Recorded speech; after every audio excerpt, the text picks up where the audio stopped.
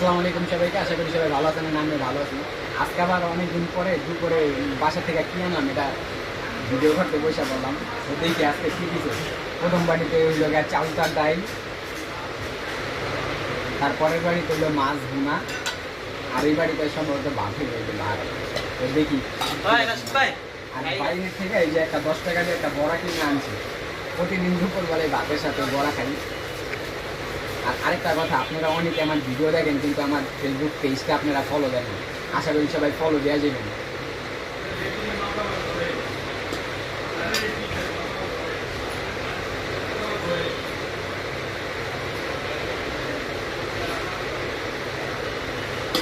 এর আগে আরও একবার ভাতের ভিডিও করছিলাম, ওইটা বাইরে থেকে কিনা গেছে।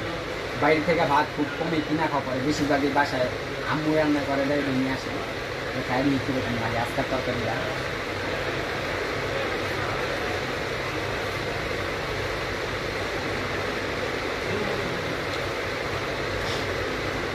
বাসার রান্না তো কোনো সময় খারাপ হয় না, সবসময় ভালোই হয়। কিন্তু আজকের তরকারিটা ঝালটা বেশি হয়ে গেছে।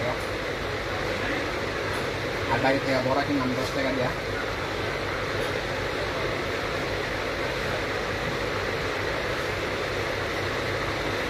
আমাদের এই জায়গার এই বড়াটা খুবই মজা লাগে, মচমচা হয়তো খাইতে খুব ভালোই লাগে।